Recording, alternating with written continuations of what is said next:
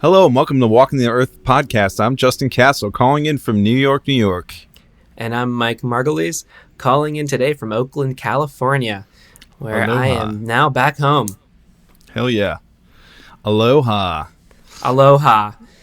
So should we do a recap, where we last left our heroes? Yes, let's do that. Dun dun dun. So where we last left our heroes, Justin Castle had recovered from coronavirus.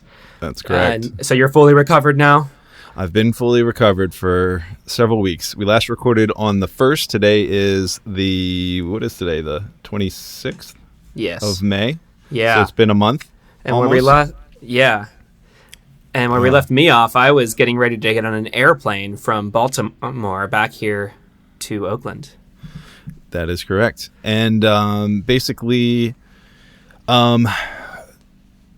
I wanted to ask you, so how was the trip? We hung up on the 1st. You flew out on the 2nd. Yep. What was that experience like? How was it to get to the airport? How was the airport and getting to the plane itself? Just the actual travel, I guess. Yeah, man, it was weird. Yeah? Weirdest flight experience I've ever had. So the airport was pretty much empty. So that was the first thing. And it was like a ghost town. And Was any vendors open or? Yeah, there were some vendors open actually. But it was really sparse. Even pulling up, getting dropped off, there was no traffic, like there usually is. There was no need for the cops to say, "Hey, move along," that just wasn't a thing. And then in the airport itself, it was empty. I got some pictures of it. It was kind of spooky and weird. And of course, everyone was wearing face masks. Interestingly enough, the place in the airport where I was most exposed was in security. Go figure. Huh. Did they make you take your mask off and everything, or? Yeah, actually, when they were checking my ID, I had to pull my mask down so they could see my face. So that was number one. Huh. And then they still make everybody, do all the whole rigmarole of taking off your shoes and Right. emptying all your pockets. And, so now you're touching all this stuff and now you're putting it on trays that other people are touching. Right. You have to do this whole rigmarole. And then I went through the scanner machine and I forgot to take off my necklace. So they patted me down under my neck. So I had someone down touching me, patting me down under my necklace. Well, they were wearing gloves, I hope. They were wearing gloves, but good. you still touched other people with the same gloves. Right. True. So it's not really that much help. And then, actually I brought, a water bottle. Because they're not doing food service and stuff on the plane. I wanted to bring my own water, but of course, I forgot. Oh yeah, you can't bring liquids on the plane. So then I had to, instead of just dumping out the water bottle and giving me the empty bottle, they made me actually leave and dump it out myself, and then I had to go back through the security again. It was this whole kind of nonsense. But after getting through that, actually, I was wearing gloves myself at first, but then I ended up taking off the gloves because I decided it was actually putting me more at risk because I was wearing these gloves, and touching things, but I wasn't able to wash my hands.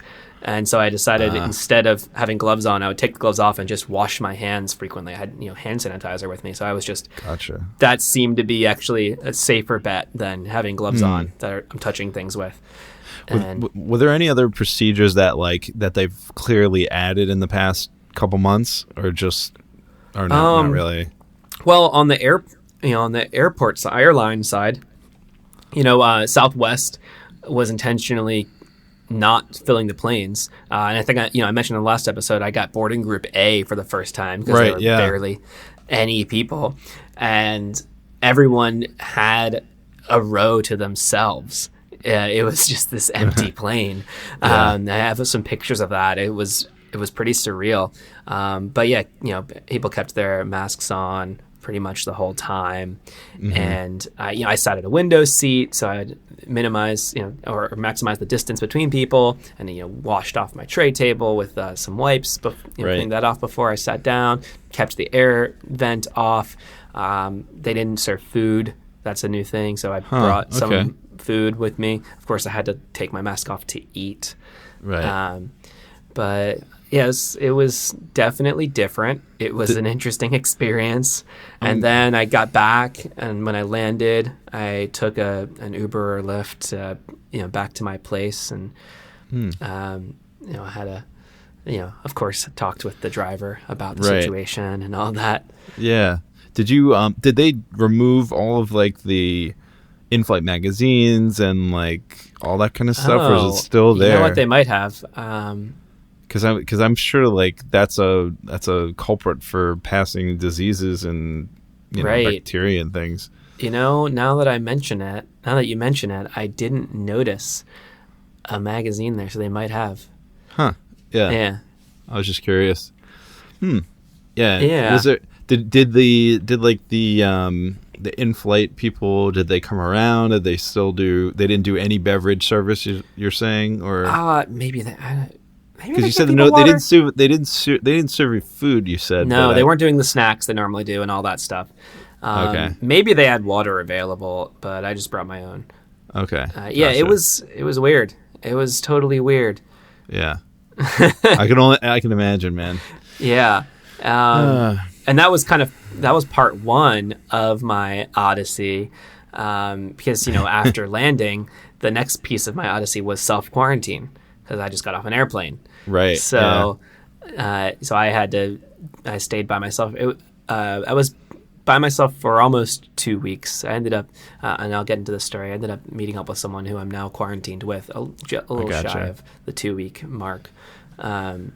But I was, by myself for was it probably as long as I've spent just by myself. Yeah. Was it?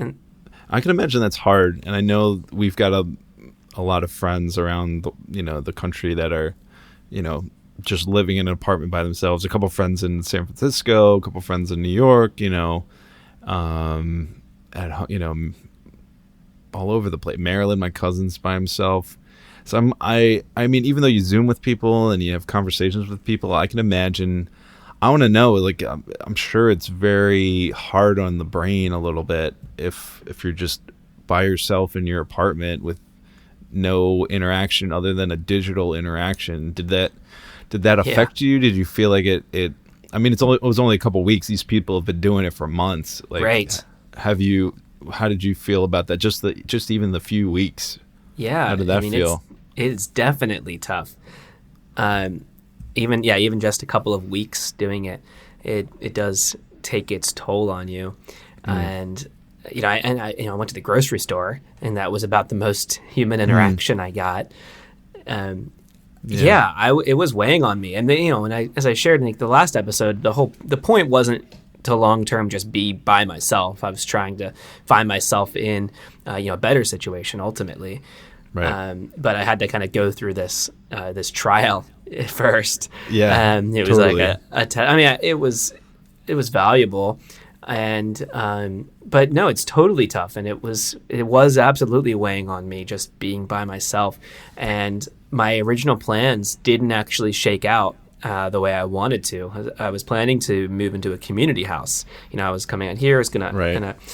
And having the apartment that I have here, it's nice because I did have the ability to self-quarantine, so that was a nice thing to come back to. Mm-hmm. And then I started talking to a community house I used to live in, actually, and they had a spot that was available to sublet, and I was excited. Mm-hmm. But then I couldn't find somebody to sublet my room. Right. I'm sure that's I'm sure everybody's having troubles with that, man. Right. Like, who wants to move anywhere? They're just hunkering down, and people right. And probably so can't even pay their people, rents, Right. Some people are still moving around, but I definitely had difficulty finding subletter. And so then I was kind of stuck. And what I ended up doing was I made a post on Facebook, actually, and I was just... and I posted it, basically, who's in my neighborhood? And I just put, who do I know that's in this neighborhood? Which is an interesting thing, for all the network and connections I have out here in the Bay Area broadly. I actually didn't really even know who of my friends are actually in the immediate walking distance vicinity to me. Right. And most of my friends that are in the Bay Area are not necessarily in my neighborhood. It's a very geographically spread out, and there's a very tight knit community that I'm in, but geographically spread out. So that was an interesting thing that occurred to me. Wow, I don't really know so many of my neighbors. I did get to know. I mean, I know the person lives a couple doors down, and and she's really nice. We talk, and I did have some conversations with my next door neighbors from across our stoops. So I had more conversations with my immediate neighbors. Right. But I realized I didn't know who in my friend communities were actually physically close, and so I made a post to see who was here, and I got some replies, and then I ended up meeting up with someone else who was walking distance from me and who was also self-quarantining, who has been self-quarantining a lot longer than me. And so we did a distance hang where we met up outside, with our masks on, stayed apart, and we kind of walked around, went to a park. And we were really meeting in person for the first time, although we did know each other. We had spoken before in the context of an event I was preparing that she was invited to. Got it. This was an event that ended up getting postponed. The famed event. Yes. With all the deposits in. Right. Which I'm hoping still happens in October. We will see. But, we both were in the same position where we had been just alone. We had been hanging out alone. And, even though we were really just getting to know each other after we spent some time hanging out, and we did get along really well and had a lot in common. And so we started exploring this possibility. I was sharing my intentions, which was not to just be completely isolated by myself forever. Right. And how I want, now that it wasn't looking as likely I could actually move into a community house, my next plan was maybe I can build a little quarantine bubble from my own base of operations here. So, I shared with her, like, hey, I'm looking to expand out, find other people to have a closed container with. Right. And it was this really funny scenario, actually, because we're just kind of standing at this point on my doorstep, and we're like negotiating the terms of just, before we can take our masks off and hug each other. This is a big commitment we're making here. So, right, exactly. So we started talking about, what does it mean? What are the commitments we're making? What's our understanding? And we had to make agreements about what we're going to do as far as how we're holding a quarantine, how we would engage with other people, and we had this whole doorstep negotiation process. Yeah, it's really it's interesting, man, because I wouldn't be caught in that position. It's such a Mike thing, you know what I mean? The Mike thing to begin with was you rooming in Baltimore with multiple people, which it turned out to be a cool thing, but I've been in the same one bedroom for the past 3 almost 4 months at this point with my wife, and we've been just doing that thing. But being by yourself, I'm sure there's thousands of people there just by themselves. They're writing it out.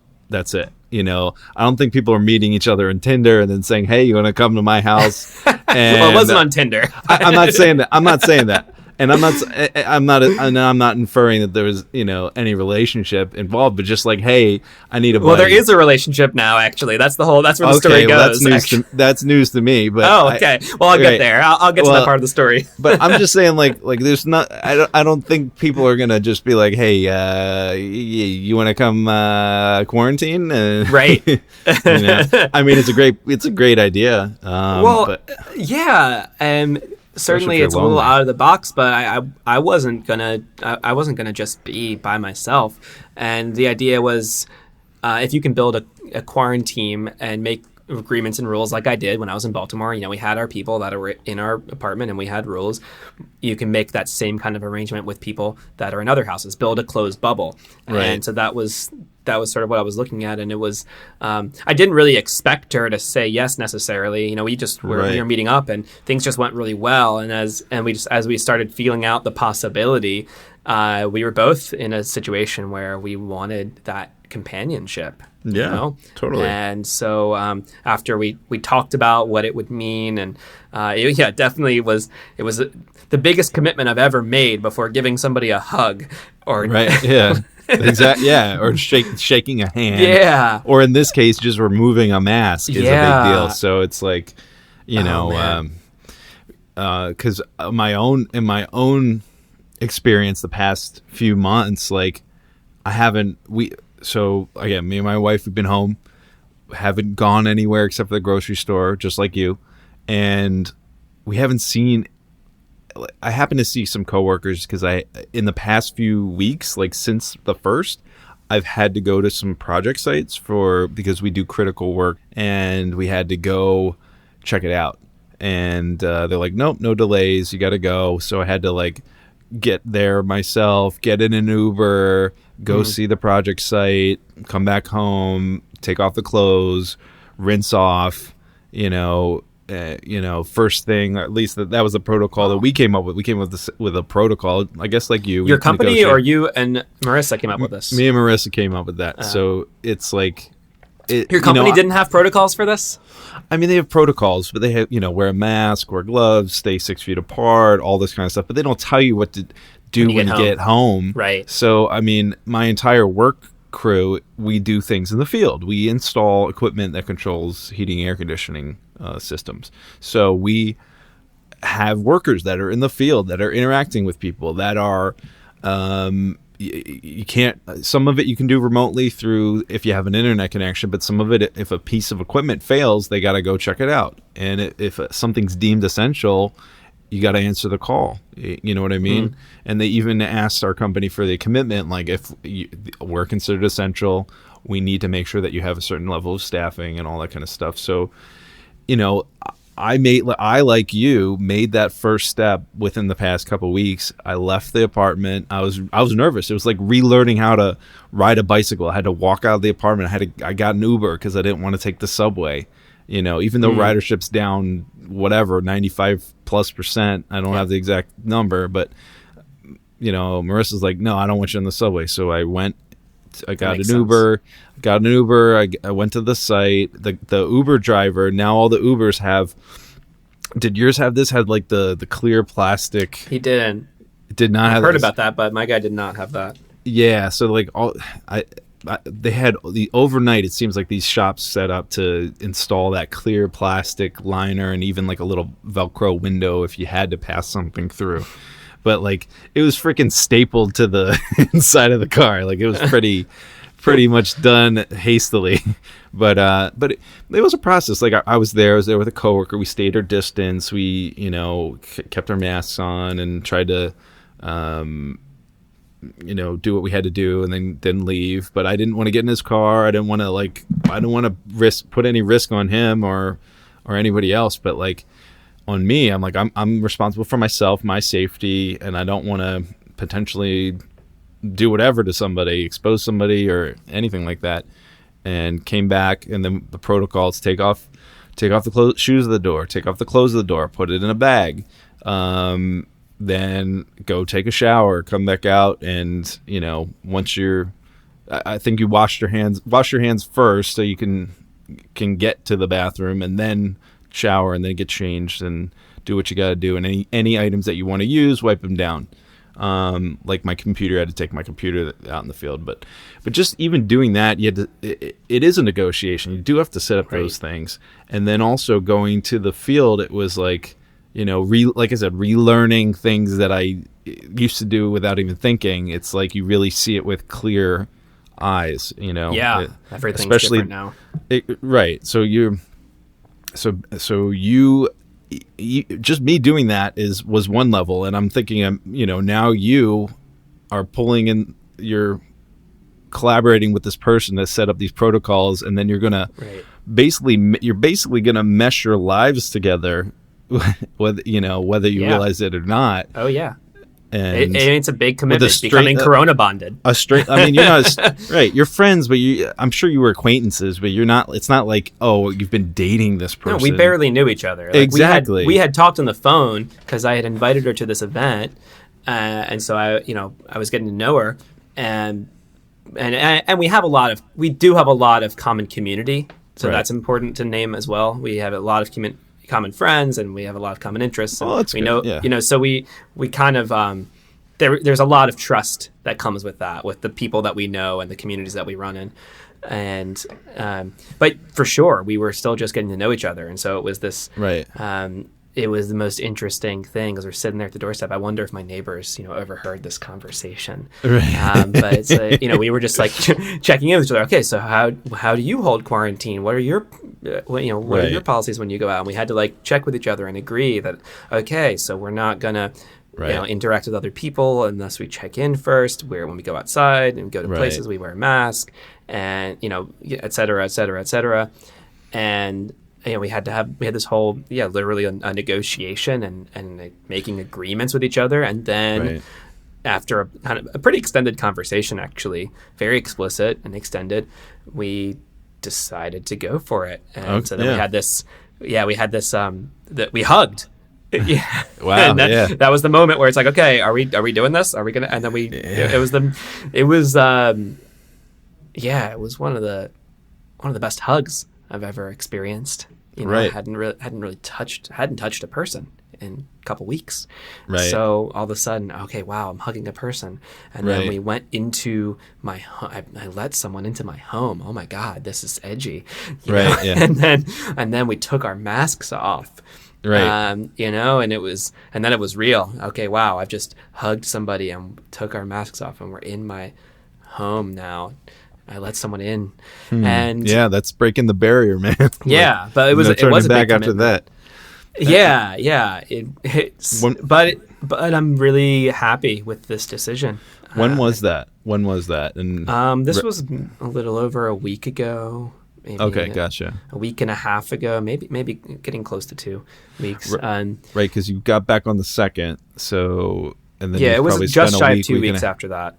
Got it. Okay. And but it's been really great. A relationship has developed out of that. And it's a really intense situation to start a relationship in. But it's super interesting. Right. So I've got a quarantine girlfriend now. So you say you have a quarantine girlfriend, which I said was a news to me because I met this person on that's right. At the family we did our high school friends had posted a Zoom family feud, which was awesome, by the way, which I had a ball at. I haven't had much fun in a while. I'm glad we're doing that. Well, that's another example of just a thing we could have been doing this for a long time. Like, why weren't we all like our old crew? Why aren't we all hanging out in Zooms this whole time? Right. So that's cool that we're doing that now. Right. One person in Boston. You're in San Francisco again. People in Baltimore, Virginia, DC. I'm in New York. Like, we could have been doing this for a while. But honestly, I think that you need the push. Honestly, like, is the technology that different? No. Like, no, Facebook, Google Hangouts is. has been there for a while. It's just like, I think it makes it more apparent, the options. Definitely. Instead of running around, I wouldn't, on a Saturday night, I wouldn't be home. That's exactly it. I would not be home on a Saturday night at 8:30, 8:40. I would be out. I would be having some food and having some drinks. And then I would be out till 10, 11. Maybe 12 if I'm feeling frisky, and then that's that. I wouldn't have that time, so it's kind of like taking back your Saturdays. Oh, absolutely. It's super interesting, and it was fun, and I'm glad we are doing that kind of thing now. Yeah, definitely. And yes, if you did not realize it at the time, we are in a relationship. God, at that point were you already in a relationship? This was a week ago. This is a week and a couple days pretty ago. fast. Got it. Okay. All right. I was just curious because from the moment that you negotiate to when you were in some sort of relationship or involved, like, was that happening as that was being discussed, or it just was a byproduct of the process, or was that intentional? Like, you're like, I'm into too much explicit detail here. I don't want you to get. I don't want you to go there. But well, for my own curiosity, Did you like there was interest to begin with? Is that you guys were interested in each other? That's what I want to know. Well, yeah, I mean, on some level, I mean, we barely knew each other, so I didn't really enter into this distance hang expecting this result. Right. I was just, it was excited to see somebody even at a distance for the first time, and that was cool. Oh, cool! Here's someone I know who's a neighbor, and that was in itself very cool. And so I entered in excited about that, and then as we hung out. Certainly it built up, okay, cool. I have a lot in common with this person. This is really cool. And then once we decided to make this commitment to join quarantines, now, we were both starved of contact. So we were very, we were cuddling and all this. So it just very naturally lent itself, forward. Right. It's good though, because now, and what's interesting, I would say now I feel like I'm in maybe an even better position than I would have been in this original situation I went for, which was a community house, right? Because if you're in a community house, yes, you have community and company, but you're kind of you're stuck in that. You don't really get much alone time. And in my scenario now, I still have an apartment to myself. I get a lot of space. And which is recently something I'm historically pretty extroverted. I still am extroverted. Right. And more recently, I've also come to really appreciate the space and time alone. And so now we have houses that are close together. I actually just got a bike. I had a flat tire on my bike that I finally went to the bike store yesterday to fix, and that was another interesting scenario where I had to hand my credit card on a grabber thing and leave my bike, walk away. Bike, even getting your bike fixed is different, but got my bike fixed yesterday, so now it's a 5-minute bike ride away. So I can ride to her place, I can ride back, and we get company, and also a lot of space, right? So it's nice. I guess I was confused. Because I thought that you were at the same apartment. No, but I guess you're not. So we live a 5-minute bike ride away from each other. Got it. Okay, so you're living at your own places, but you've agreed to be safe to a certain degree and not expose yourselves and live to a certain standard. And if as long as you live by those standards, you're okay to hang out and interact and. Let your masks down, so to speak. Yeah, literally. Let your masks down. Well, we were each doing self-quarantine prior to this. We were each doing that with ourselves. So now we're just combining together. So it's still it's a closed loop. It's a closed bubble container here. We are, of course, we are both exposed to each other, but we're not seeing other people. And so we have two places, and we do spend a lot of time together, either my place or there.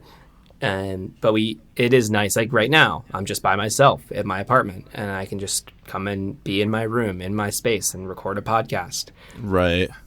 It's nice. What about the bike store? What about the grocery store? What about all that stuff? Like you've agreed that, okay, as long as you limit your exposure, you don't care. That's fine. We do the same thing we're doing, right? You go to the grocery. I mean, you have to wear a mask to go to the grocery store anyway. So, you wear a mask and you keep as much distance as you can. I find it to be kind of difficult a lot of the time going to the grocery store. Oh, definitely. But I mean, using the same, procedures pretty much everybody is. Sure. But yeah, of course, we have to get food. So. I was just thinking about it because Marissa and I we go to the grocery store together. We go to the pharmacy together, or one person shoots out and goes to the pharmacy, comes back, and then they do the whole hand washing deal. If we're going to a quick stop of a place that we've already vetted and it's just like right down the street, then we don't do the whole take the clothes off, go to the shower, all that kind of stuff. But if I'm going out and going into the world, then the other person has to do that. But I guess I haven't been. That's probably safer after you go to the grocery store to do a shower. I haven't been doing that practice. I haven't. But like if I'm going out into the world, going to a work site and going to in an Uber or going to some strange place where I don't have control over the things I'm touching, then I'm going to do all that thing. But if I'm keeping to myself and I'm just grabbing the items and putting them in a basket and then checking out, going home, Sure. I wash my hands and try to keep things Yeah. isolated and whatnot. I mean, I don't Take really off my go shoe. that many places. I go to the grocery store once every 2 weeks. Right. I go and get beer sometimes. Right. I go for walks almost every day. And that's another nice thing about my neighborhood here is a really nice, and I never really spend as much time walking around the neighborhood as I do now, but now I Yep. do. And I go for walks around the neighborhood and I don't get really close to anybody. Yeah. Actually, tomorrow I have a distance hang scheduled with some good friends and colleagues, and we used to do a co-work together, which does not happen anymore. Well, it wasn't happening before this situation because people moved and didn't have the same Right. scenario. But we're gonna link up and do a distance hang tomorrow. So starting to do more of that kind of thing. Right, Distance yeah. hangouts and figuring out. But I think it's going to evolve over time. And Yeah, I think definitely. there's open questions. So, at what point can you distance hang? Like, do you need to wear a mask the whole time you're distance hanging? How far away do you Right. have to be to take the mask off and I think see somebody? that this weekend was a really good test for a lot of people because at least in the Northeast, they opened up New York, and a lot of the weather was decent yesterday, Memorial Day, and people were out and about, and it seems like people were interacting more. Like we did a social distance drive by of a couple of Marissa's family just to like kind of check in and get some FaceTime at a safe distance and leave our masks on, and honestly, like it was great. It was really great. Just haven't seen them in months. Haven't seen people except for going to like you said, the grocery store, Right. things like that. It is a thing that's going to constantly be negotiated and changed as things open up, as people start interacting. I'm really curious to see what people's patience is going to be, because wearing the mask freaking sucks, man. It's terrible. It's the worst. It just pulls at the bridge of my nose, and I just went out on a walk before this. Try having glasses on. It just fogs up man. every time. It's Yeah, you know what you should try? They have like top stick that they use in film audio. They use it to like tape lavs and different mics to people, and they use it also. It's meant for it's like a toupee tape, but try putting some top stick or two-sided tape on your mask, but then you have to really you have to pinch it and then put it at the top of right underneath your eyes and stick it to your face, and then it might that just not. sounds uncomfortable in a whole different way. But it might work. I don't know. I saw like a figure of somebody doing something like that. I'm like, oh, okay, I've got this kind of I mean, stuff. lying around. I don't keep it on usually for that. It's for the duration of the grocery store run. Right. So It's not that long, I guess. not something that every day of my life wearing for hours on end, though. But I do think that distance hangs with people are going to become increasingly important. Yeah, for sanity purposes. Yeah. I mean, you're lucky that you found somebody that you've been able to, have these discussions and negotiate with. I feel like that's going to be. I feel like that's ultra rare. I feel like that's not like a thing that a lot of people are doing. Maybe. I mean, if anybody is, message us. Let us know. I'm sure tell us I'm not about the it. only person who's done this, but it's not necessarily common. You're probably not. You're definitely not. There's, Right. there's no way. But you're I the would only say one.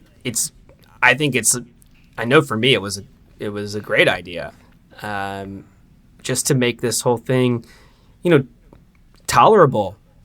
Right. Now at least I don't feel this dread. Before I was feeling this sense of dread when I was by myself, and it was just this, oh my God, am I just completely isolated? And even though as I mentioned, I like having my own time to myself, I still liked that. But Right. the idea of just being stuck without any other human contact indefinitely for months on end, that was just terrible. And so I one way or another, I was gonna find build a quarantine bubble, find a community to Right. join into. I wasn't gonna really go any other way. Right. I mean, I just want to know, like, I guess talk to your friend when you have a second. I want to know there's thousands of people out there that are living by themselves and only have the ability to Zoom people, or maybe even don't have the ability to Zoom people. Maybe they're just using the phone, if they don't have technology. But like, I want to know how they're feeling, because even me and Marissa, like, isolating in the apartment for as long as we have, like, you get stir crazy. You got to get outside. We have to go for a walk. Like, we try to go, every day if we can. Sometimes work doesn't permit, but I just want to know how they're feeling, because it definitely got to me for sure. And I was living, we're two people living together. It got us a lot closer, significantly closer. But at the same time, it was like, if it was affecting me, I was like, I want to know how it was affecting other people as well, who are by I'm themselves. sure there's people going crazy, and if you're one of those people, I would recommend exploring. Is there anybody that who's also alone, where you could consider joining? Whether or not it's a relationship, maybe, or just a friendship. Is there anybody that you might consider joining a quarantine with, who doesn't necessarily live in your home, but you can make agreements to still create a closed container, closed bubble? I would recommend it. I mean, it's certainly better than the alternative of just being stuck by yourself. And I do think that the things that have been really helpful have been for me, has been the routine. Getting stuck in some sort of routine. Like, I've still been getting dressed. I've still been waking up to my alarm. I've still been trying to, like, get into the work mode. And I've been fortunate to be working. But at the same time, like, even not that, like, Marissa's got regular calls with her friends scheduled in the calendar. Like, I was for several weeks having, a game night with my cousins and trying to play video games. And I mean, it's stopped since then, but I would like to pick that back up. It's usually on Tuesday nights, Mike, by the way, which is a Tuesday night. But it doesn't matter. It's not. Yeah, everybody knows now. But the thing is, like, I think that's been very helpful. Like, having the call, having the regular getting dressed, having breakfast, having coffee, doing that kind of stuff has been helpful. Having something to look forward to has been helpful. Yeah, and I mean, you raise a good point here. I still have things in my calendar, a lot of it, work meetings and that kind of thing. But I think there's an importance there of scheduling social activities on the calendar. Yeah. Whether even if they're on Zoom, or if you can make them as distance hangs, even better. Right. I think it's really important to make sure that just to stay sane through all this. For sure, man. But I do want to know how you feel. Like, I don't want to be divisive, but I want to know things are opening up, and it scares me a little bit, because I know things are. It's going to come back in some way. There's going to be surges. Everybody's predicting some sort of surges, but it just scares me that certain areas are opening up, and I feel like I've got friends, acquaintances, colleagues who have family. I'm trying not to be specific, but like, that are still in the hospital, that are still in, fighting and just trying to survive. And it's just like, for me, it's just baffling how it could be just some people are just writing everything off. I want it to be done as much as everybody else does. You know what I mean? I want to see people. I want to get back to some sort of normalcy and being able to interact with my family and go to the beach and all that kind of stuff. But at the same time, am still scared. Other people may not feel that way, but I'm still afraid of this thing keep continuing and spreading and, affecting my family and having a loss in my, God forbid, and, my family or a close friend, or we've had close friends who have lost, people, and it's just, I don't know. I just wish that everybody would think about that a little bit. Well, yeah, sure. I could argue both sides of this, actually. So Go ahead. I mean, on the one hand, like you're saying, yeah, people are talking about opening up, and then it's like, wait a minute, but what's changed? Nothing's different than it was. So if we open up, that means things are just going to spike up again. And so that concern you're naming is true. Now, the other side of it, let's rewind the clock back to the beginning of this thing when we started the social distancing, and we started talking about flattening the curve. Let's remember back to what was the whole intention of flattening the curve. Flattening the curve was never intended to end the disease. It was never even intended to have less people get the disease. The whole point was to extend out the timeline so that we would stay under the capacity of the healthcare system. Right. So you could argue then that we've done that. We have flattened the curve by doing the social distancing. Now, have you flattened it enough? And I think maybe there's metrics, and there are different. But this is tracked on different websites now. What is the capacity and actually of different the medical system? But in a sense, the strategy here was never about stopping this. It was about slowing it down. Right.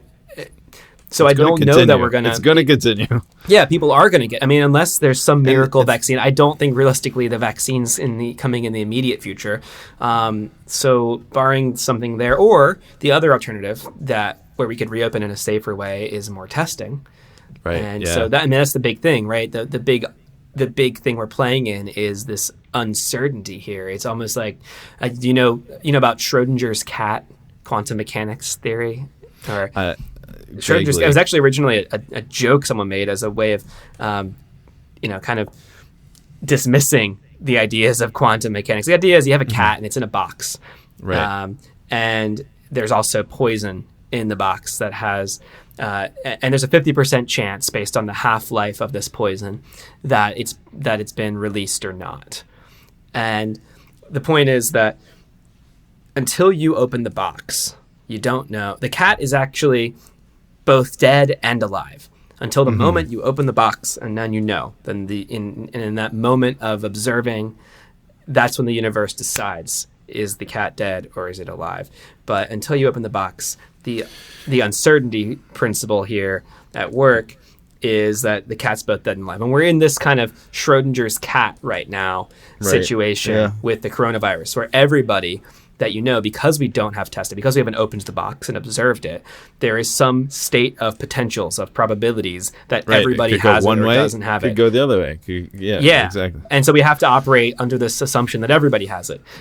But if we have more testing available, then we can collapse down those potentials, and we have more information. And now we'll have more information about who does, who doesn't have it. And of course that changes rapidly because it can change tomorrow, it can change in an hour. Yeah. But more testing will give us data points and give us more. So by reducing the uncertainty around who has it, who doesn't have it, that could allow us some ability to open up more safely. So there's scenarios like that. And also, I think to some extent, I don't know that we were ever going to have less people get this. I think the idea was always that, most people are going to get it. Yeah, I think you're right. You're a superhuman now, though, right? Do you have immunity? Do we not know this yet? But you presumably are in some better position personally. So that's in theory. However, I don't know for certain. I have a. Can you get the antibody test now to see if you still have the antibodies? Is it even useful? I can go down the street and get tested. I guess that would be useful, right? Because you didn't get the actual coronavirus test, so now you can kind of validate it. Right, exactly. But at the same time, I have a colleague who, who I've been told that he had it. He had it. He had the antibody test, and then he got it again, and they're testing him for another strain of it. I don't know how. Damn. I don't know for certain. These are all these are, I don't know, but basically that's what I've been told, and through secondhand information. And he's one of one of the ones who has a critical family members and has been in and out of the hospital. And I don't want to get too much into it, but I just want to bring that to say that there is the possibility of you getting multiple strands. At least it hasn't been ruled out, and I don't think anybody's ruled that out yet. Right.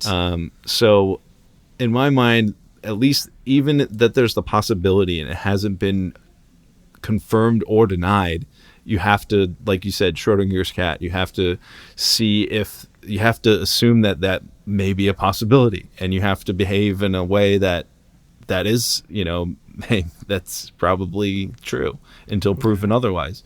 But I don't know, man. I don't want to get super deep into that stuff because it I don't know, it makes me feel it's so upsetting. And yeah, I don't know. I don't want to talk about well, hearsay and all that kind of stuff, but at the same time, it's like, well, it's real, right? It's real, and I don't know, man. I don't want to. I know there's a lot of people who just want to go and open and do everything. I want to do that, but at the same time, I've witnessed it firsthand. I've witnessed it secondhand through all the the people that I know that have gotten it, and there are people who have lost their loved ones, and it's like a freaking war zone here, man. It's just so sad. And then I know there's other parts of the countries that haven't seen it like that, but you don't want it to get to that point. Right. You know what I'm saying? You don't want to get to the point where you're losing loved ones, and then you understand that. Right. Assume that that's a possibility and protect them. You know what I mean? And yeah. I know we're going to be in financial ruin if we don't get everything back up and running, and that's important as well. And other countries are playing with that, possibility, but it's touched so many people that I know that I just don't. It's just so sad, man, when you see it, and maybe just people haven't seen it firsthand. If you're living in different parts of the country and you haven't witnessed it, and you haven't had a bad case, maybe you had a very mild case or something like that, but until it hits you and touches your life in some way, you don't know. You don't really grasp it. Right. And I don't know. And yeah, I'm in New York. Man. Yeah, you're in ground zero. Yeah, and it's just sad. It's so sad that imagine losing your dad. It's so it's just here today, gone tomorrow. Can't see them. I do know people who can't send them died, off, and it's and even if you haven't personally experienced the disease or anyone who's died from it or gotten sick. I think there's definitely a lot of mourning that needs to happen and needs to be expressed, if nothing else than for the life that we had just a few months ago, right? Yeah. Where we were able to, all the things we took for granted, right? Go to the bar and have a party and visit your friends for a coffee. All those things that we took for granted. Yeah, definitely. I think we need to mourn that. And of course, with the hope that we can return to some of that stuff at some time. And it's not where we are now. And I mean, I went through a mourning process myself, right? When it really hit me, oh man, this is real. It hit me, kind of just after we hung out in New York, right? When I was back in Baltimore, right before they started locking down Baltimore, and I was just watching what was happening here, and it really hit me. Oh man, this is real. I'm not going to be able to do any of the things I had planned. Yeah. And I'm not going to be able to do any of the stuff that I normally like doing. And when I realized that, I just had this moment of crying and just mourning the loss of a reality. Right. Yeah. And I think everybody's with you. I think everybody feels that right now.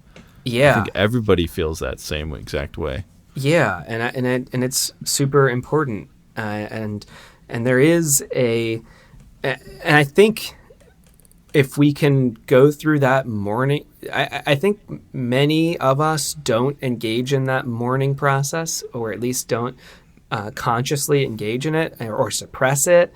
Yeah. And that's where a lot of the suffering comes in, because we are so attached to what reality was. We haven't quite let it go.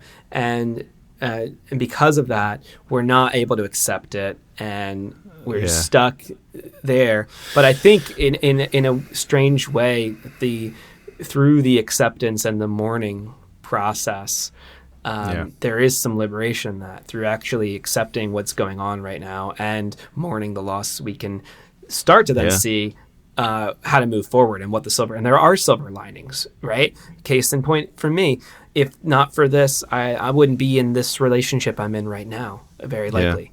So, I'm getting a very unique life experience right now that I wouldn't otherwise have had. And this is one example. This is one very obvious example in my life, but there's more. There's a lot of things happening now, like the stuff we were talking about. Oh, we're now connecting closer with our old high school crew.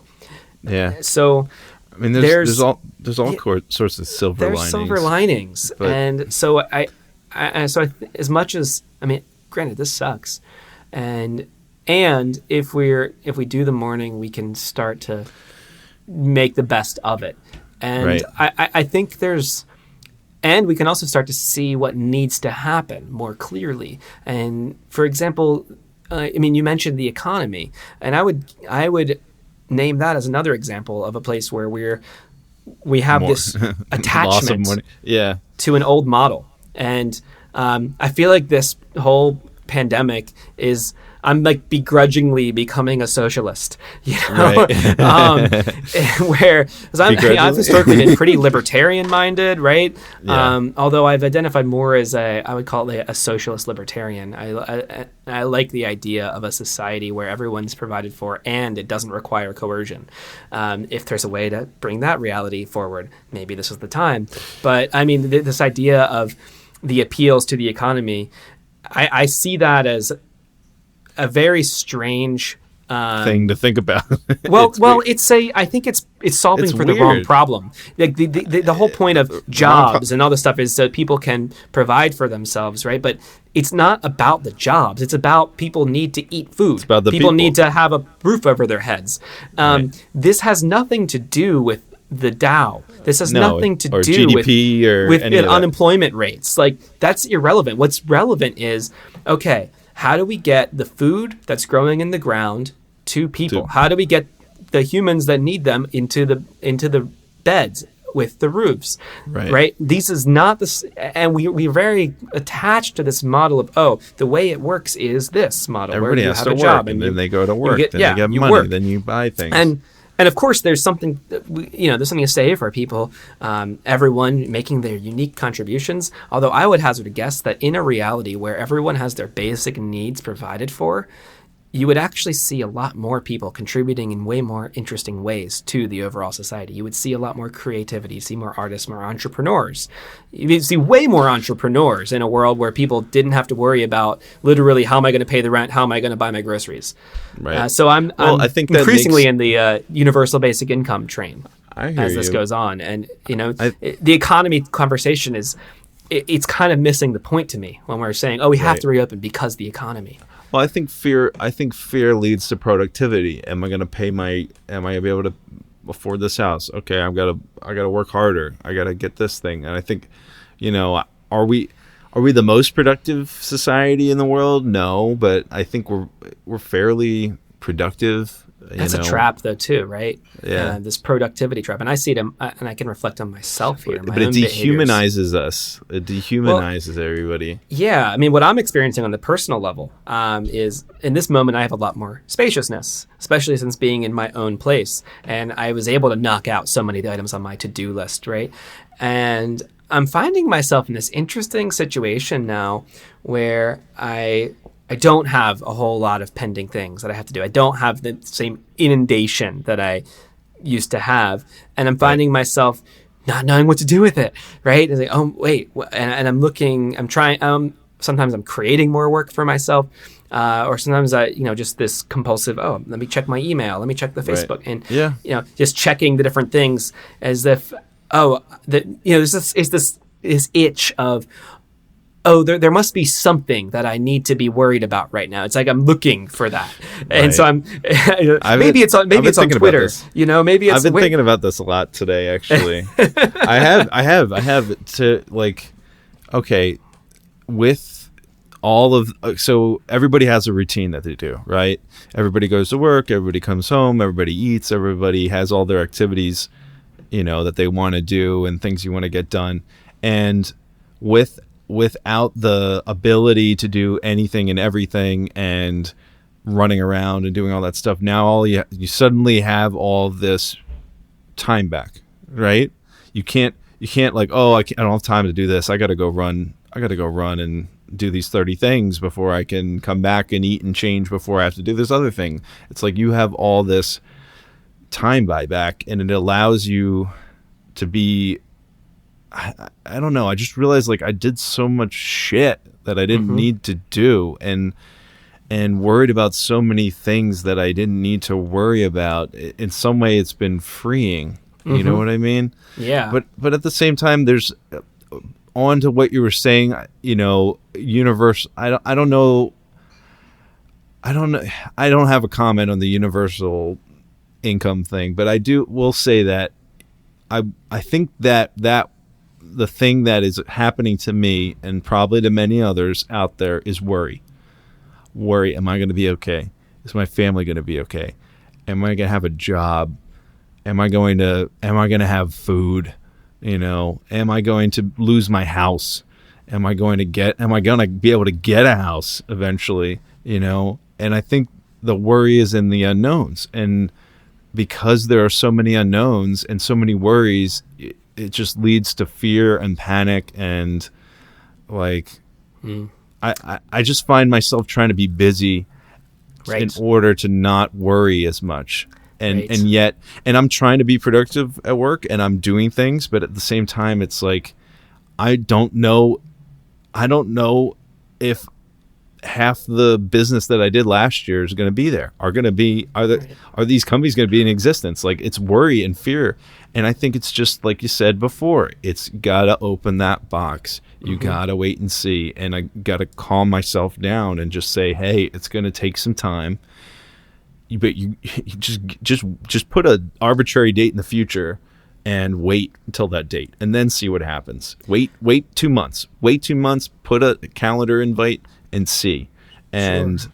I think that's the only way to really just alleviate worry is to be like, all right, I'm not going to worry about today. I'm going to worry about it on this day, and then check in with myself and not worry about the job and the food and the economy and health, and just keep doing the right thing until that time, Sure. Or the exact opposite. Oh, you do that. Which is tune more into the present moment. That's a great point. That's a really great point. And so in the present moment, all those fears, right? These aren't here. Those are the future. This is the future that we're fearing. So if we can really, and this is how I see a lot of what's going on now, is a real spiritual test. And this whole experience is an opportunity to practice. And so there's a lot of things that are going on here, right? One is embracing the mystery. And we like to live in this illusion that reality is solid and that we know what's happening. And actually, it's not. It changes like that, Right. There's a mystery, and so there's a little bit of, we have to embrace the mystery, and we have to be comfortable in more stillness, because we are constantly, myself included, constantly distracting ourselves with this thing and that thing and moving around, going and there, the phone and the thing and the social media and whatever. And so now what do you do in stillness? So, and that stillness and coming into that presence, and so instead mystery is, it can be frightening, but the other side of mystery, aside from fear, is there's so much interesting stuff that can happen too. Is that the mystery, the unknown, is also the source of everything genuinely surprising and interesting. Right. For sure. I view this whole thing as a giant spiritual practice. Self as everybody, as a country, as a world, Collectively, check yourself. yes, and Check yourself. individually. You know, check in with yourself. Yeah. And I've said this before on the phone or on the podcast on the phone. On the podcast, like I've checked in with a career counselor periodically, and I started, I think it was like 11 years ago, around this time 11 years ago. And I checked in with my career counselor, and I think that the thing that I was looking for when I was talking was reflection. Hold on one second. I think the thing that I was looking for was... Are you looking at an email or something? No, I got a phone call from my dad, and I wasn't sure if I think he's just checking in. But anyway, so my dad just called me. Okay. No, Dad, I'm podcasting. Mike says hi. Hi. The other thing, he's going to call me back. I guarantee it. But the thing is... This is why you put your phone on airplane mode before podcasting. Well, son of a bee. I should put it on airplane mode. But the point is, the thing that I was looking for when I was talking to my career counselor was reflection. The thing that made me feel comfortable was looking backwards. And I don't think I've allowed myself to do this. Even in this quarantine, it's just been like getting through the day and just trying to be and survive and be healthy and see what the next thing is that's going to come on the TV. What's Cuomo going to say? But the thing that was comforting was exactly what you said, was when I reflected to, in 11 years, first of all, I've known this person for 11 years. I've checked in with them periodically for 11 years. And how far have I come in 11 years? And where am I? And what am I doing? And what's my life look like? And that's my homework assignment, is to do more reflection of how far I've come in this time. And even with this pandemic and society and all that kind of stuff, like the comforting thing that it has been the reflection. This happened back when I was living in Syracuse and I came back from my birthright trip. Like the thing that gave me comfort, I felt very lost. I was probably like 25, 26. The thing that was very comforting was the reflection of, I'm doing okay. I'm living my life. My life's pretty good. Like when I went and saw how other people live and, and the burdens that they have to bear in another country, it was like, I've got it pretty good. Like, enjoy yourself. And that gave me the freedom to be able to play and have fun and start doing improv and all that, and really double down on that and have a lot of fun. And that led me to here. That let me come in, do the things that I'm doing. And I think that the reflection is very comforting. And I think you hit the nail on the head, man. Totally. Yeah, man. And this is a great time for reflection. And I guess this is the part where Walking the Earth podcast becomes the antithesis of a travel show, but becomes a show about stillness.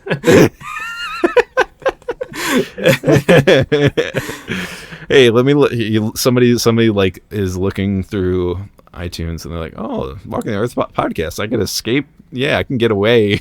Go hear about some foreign country. Well, bring it right back home. Yeah. The stillness is, I definitely think it's a good thing. I definitely think it is a good thing. And it's been really positive for, my relationship. I think it's been really positive this is the most time I've spent with Marissa ever, continuously.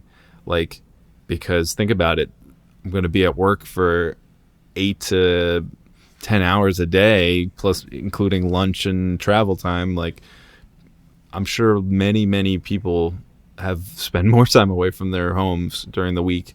So there's 50, 60 hours that you get back. This is the most continuous time I've spent with her.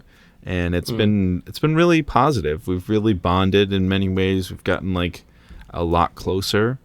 I think that we said it in the last episode, like just spending the time with a person, just being in the room, not having to have an agenda, just like existing, Just coexisting is important. And I can see the value in your venture that you're in right now. Like, there's definitely learning to coexist with somebody is a new adventure and a good way to spend the time, and it can help you open up for sure when you're not running around and, oh, let's schedule a date, let's fit this thing in here. You're just being present, which is really good. And also, this scenario is allowing me to spend more time with myself, and that's coming back to this theme of the stillness and getting away from the distractions, spending more time just sitting, reading, and trying to embed more spiritual practices into my everyday. I mean, I meditate every day, but trying to increasingly get in that state every moment, not just in the morning when it's the designated meditation time, but how do you make every moment a meditation? How do you take it in? How do you really stay present and notice the breath and really cherish all the things that we still have, that we still take for granted? And that's what I think about now. I think about all the things that I can walk across the street and there's a place that someone grew food, delivered it to a centralized place that I can just go with a cart and grab off of walls all the food I need to survive for the next 2 weeks. And then I can go home and I can turn this faucet and water comes out of that. And I can turn this other knob and I have fire and I can cook things on it. Yeah. I can walk around. There's trees and flowers in the neighborhood, and there's all these things that we still take for granted, and so I'm increasingly just trying to add gratitude. Right? Yeah, is totally. Is an antidote in many ways. Yeah. I've thought about that as well. In a different. Same but different, but where do the things that when you just are born and you acquiesce to some sort of normal society, right? And you have all these gadgets and gears and fire out of a stove and water. You just know that they're there and that you use them.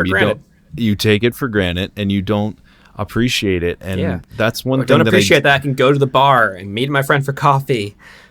Right, and that's one thing I was thinking about with the mask thing. Is that's one thing we're witnessing it be normalized and witnessing it to come into become a thing that we do, right? As opposed to why do we, not knowing why shorts became shorts, right? We know how the masks came to be and different because of this whole COVID thing, and why do we have to social distance, and why do we greet each other by shaking hands? When did that become normal? When did it become normal to hug everybody? Because now you can't do that. When did all these customs? Yeah, remember when we would meet strangers things, and the first thing you would do is touch each other's hands? You would hug each other and shake their hands. When did this be? It's weird. I miss that though. I do miss shaking hands. Yeah, I don't miss shaking hands and hugging people. I miss hugging people. I miss shaking hands. Can be a give or take, because I don't know if my hands are going to be clammy. More so, for sure. I don't know if their hands going to be clammy. Is it going to be a sticky handshake? A grip? I don't want to have to outgrip the other person. I try not to do any of that. It's just a source of anxiety. Anyway, but I don't know. I think about that kind of stuff. We're creating new norms now. The Zoom call is becoming a norm. That wasn't a thing that you did on TV, but now it's a normal thing. Okay. And somebody who comes, if somebody was born and starts watching TV and then they start seeing the Zoom calls a year from now or 2 years from now, they'll be yeah, I saw that become a normal thing. Right. It's like the invention of TV. It's oh no, I didn't know what a TV was, but now I have one, and I've seen it come into existence. We're seeing all these new habits and things become norm in real time instead of instead of it just be there. It's kind of interesting to me. That's what I think about. Yeah. Anyway, what a conversation we've Yeah. had. Anyway, Mr. Michael, we should check in again and definitely see how we're at in a couple weeks. Yeah, definitely. Well, I've got all this, time to fill now. So Podcast for day. Let's do like a 5-day marathon podcast. Let's see what happens. But record an episode for 5 days? For 5 days straight. Somebody will listen, I hope. Oh my God. Yeah, we could do it on Twitch or something. Yeah, that'd be fun. We can revisit that one. For next time. Anyway, in the meantime, I'm Justin Castle from New York City. And I'm Mike Margulies in Oakland, California. Thanks for tuning in to the Walking the Earth podcast, and we'll talk to you next time. May the force be with you. Nanu.